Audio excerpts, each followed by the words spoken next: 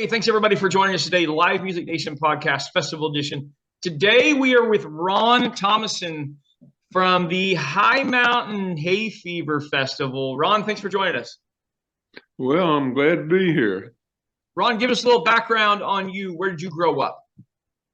Well, I was born and raised in Russell County, Virginia, moved up to Ohio and had a farm there for quite a while, and now I'm up here in Eagle Peak. Can you see it behind me? It's all the Rocky Mountains. All I can see is the sky, but that is perfect. Well, I can give it to you. How's that? There you go. There you go. Perfect. Perfect. Okay, let's talk a little bit about the festival, man. Let's talk about this High Mountain Hay Fever. Give the listener a visual of what does it look like if they were to step on campus this year? Campus. Well, it takes place in Westcliff, Colorado. Okay. And this is our 20th year. It's a corporation of working people. Nobody gets any pay or anything from it. And we've raised $800,000 for that goes for children who would not have access to health care. It's a very, you kind of, to put a point on it, Custer County, where it takes place, is the size of the state of Connecticut and has 2,520 people in it. Okay. So that's not even a good day at the mall for most people, is it? We're up here way high in the mountains, and I guess if you can see them behind me, they're another mile higher from the 8,000 feet where I'm sitting right now. Okay. And does it matter that there's a big white block in the middle of this? Because I can't see you. I can just see your hat. I got you. I got you. Oh, okay. And I don't know necessarily what you would want to know. Well, here, let's make it easy. So you kind of gave us a visual of where it's at. And my next question is, and this may sound funny, but what does it smell like? Like, do you guys have food? Describe some of your food and other activities. Well, yeah, we eat up here. In the first place, this is not my first festival to do charity work with. I helped start and still run the famous Gray Fox Festival in New York, and we've put more than $2 million in what are those called? Yeah, scholarships for for kids that otherwise wouldn't. Yeah, basically, if you know the word bluegrass, you can get one of our scholarships. So that started back in 1984, and then it just was a natural thing when I came out to Colorado to want to help people here. And it smells good. All right. So why? Why did you start the festival in Colorado? Let's start there. Well, I used to be a Clinch Mountain boy back in 1969-70 in Ralph Stanley's band. And I've had my own bands for 47 years now. And it just seemed like there was no bluegrass per se up here in the mountains. And so one of the first things we ever did was bring Ralph Stanley and the Clinch Mountain Boys out here in the theater. And overall, he came 4 different times. He liked it. And actually, I have a bedroom for Ralph Stanley when he would come. Of course, now it's his son that comes. And, one thing leads to another. People really liked Ralph Stanley. And so we brought other people around. And I've lost track of many of the famous bluegrass bands who have come here and played. I mean, one year we even had the Navy band. I'm not exactly certain what kind of information you want here. No, you're fine. I just was looking for your reason to move into Colorado. That's as it goes through there. Ron, what are some of your great memories of the High Mountain Hay Fever? I mean, obviously it's a lot of work. You put in a lot of time. You've got to have a reason to keep putting that time and devotion into it. what are some of the words that you've heard, or some of the things that you've seen that have motivated you to keep going?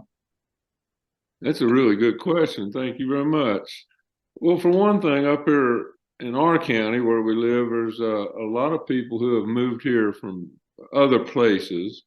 And to put it nicely, a lot of them have a lot of money. Few of them do.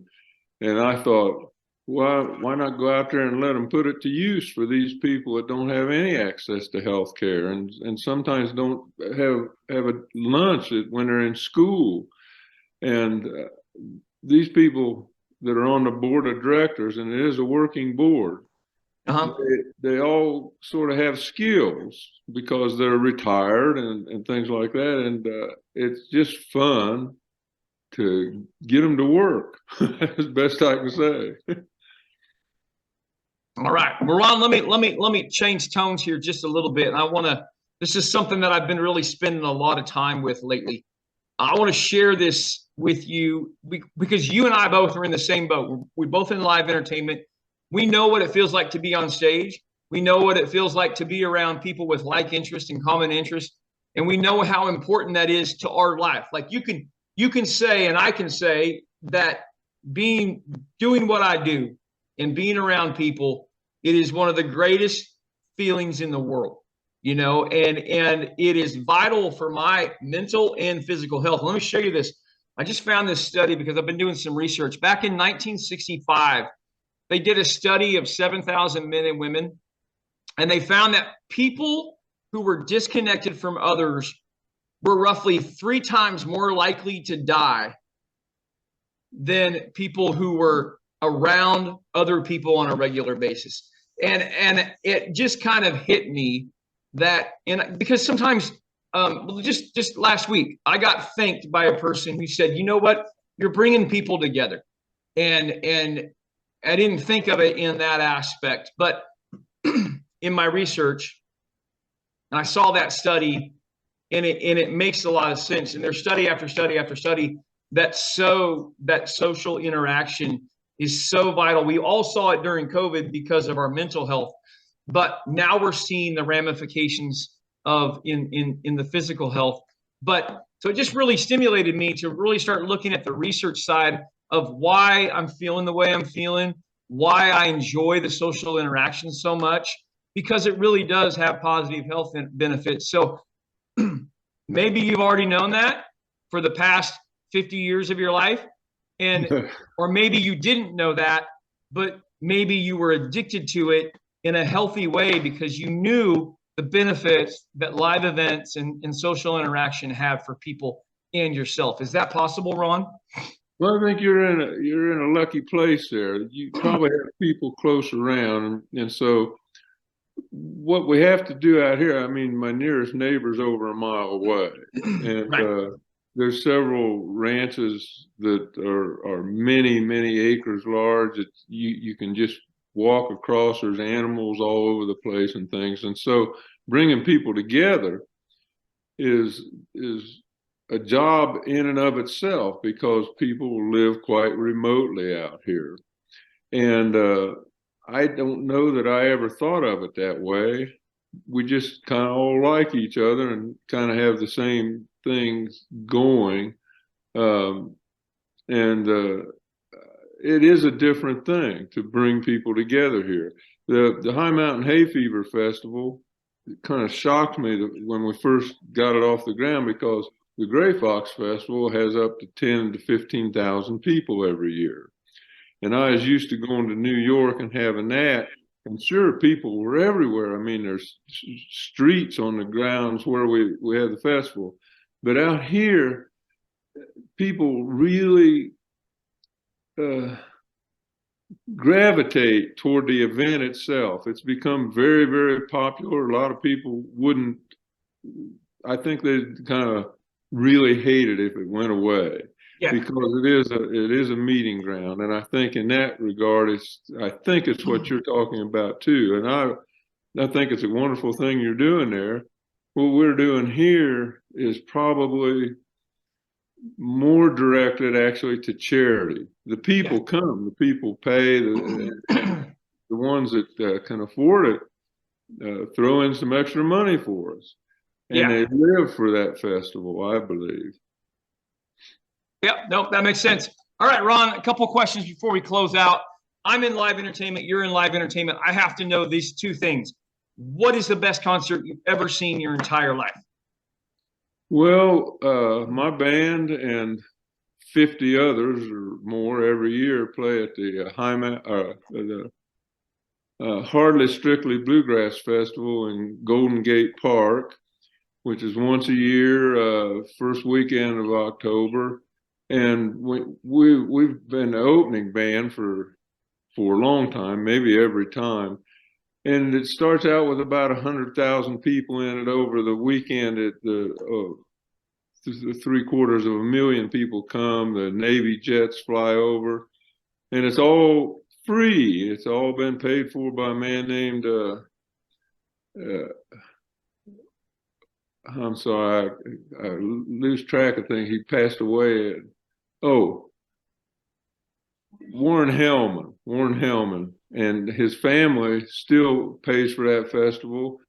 And like I say, it's just you can't imagine what it's like seeing 750,000 people enjoying a festival that's free. Yeah, no, I can't imagine. I've seen it. Oh, right. Yeah, absolutely.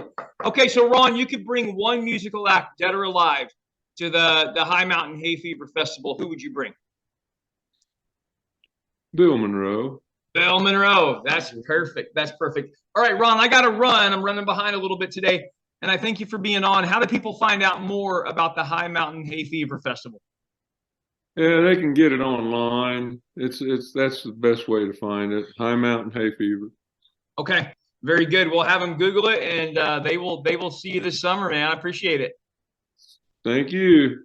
Well, baby, I'm on it with a ball